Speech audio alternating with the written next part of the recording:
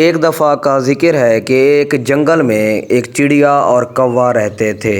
دونوں کے گھونسلے نزدیک تھے اور وہ دونوں ایک دوسرے کے بہت اچھے دوست بھی تھے۔ کوا بہت ہی سست تھا اور سارا دن آرام کرتا رہتا تھا۔ موسم بھی چینج ہو رہا تھا لیکن وہ دانہ دنکا اکٹھا نہیں کر رہا تھا۔ لیکن چڑیا سارا دن کام میں مشغول رہتی اور اپنا دانہ اکٹھا کرتی رہتی تھی۔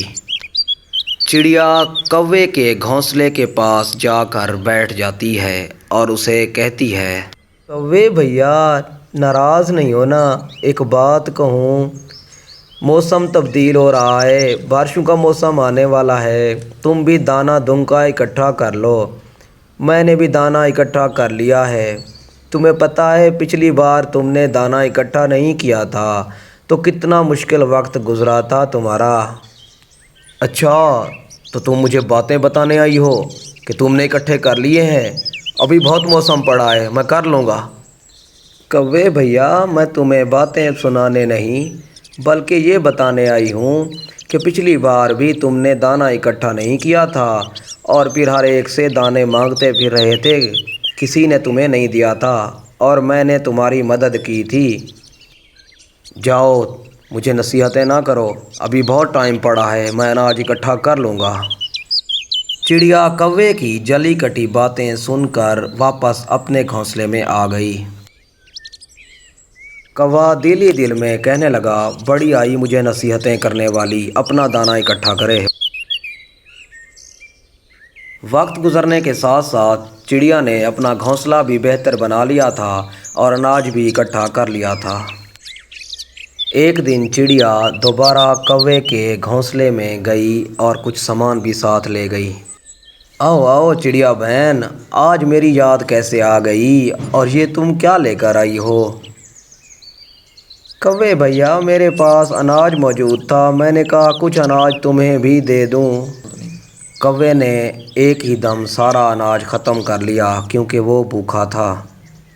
کوے بھیا تم نے مجھ سے پوچھا ہی نہیں کہ یہ میں اناج تمہارے لیے کیوں لائی ہوں؟ ہاں ضرور بتاؤ کیوں لے کر آئی ہو؟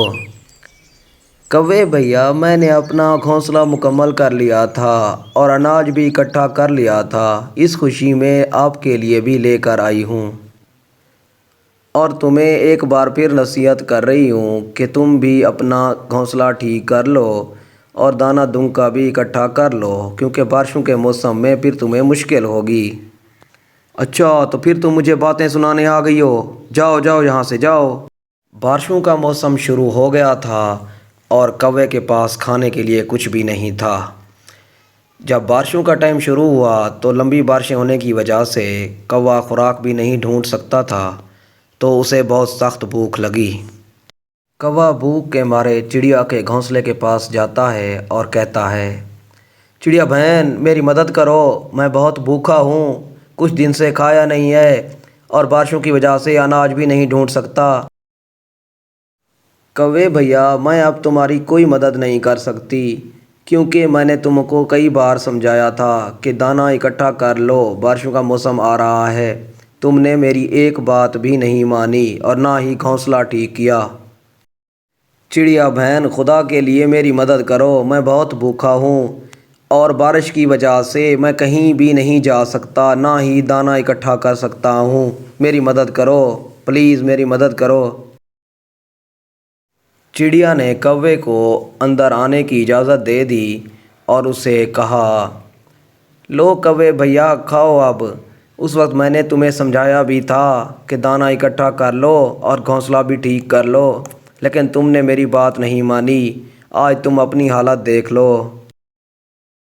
بارشوں کے ختم ہونے کے بعد کوے نے سب سے پہلے اپنا گھونسلہ ٹھیک کیا اور چڑیا کا بھی شکریہ ادا کیا۔ تو اس کہانی سے ہمیں یہ سبق ملتا ہے کہ آج کا کام کل پر نہیں چھوڑنا چاہیے۔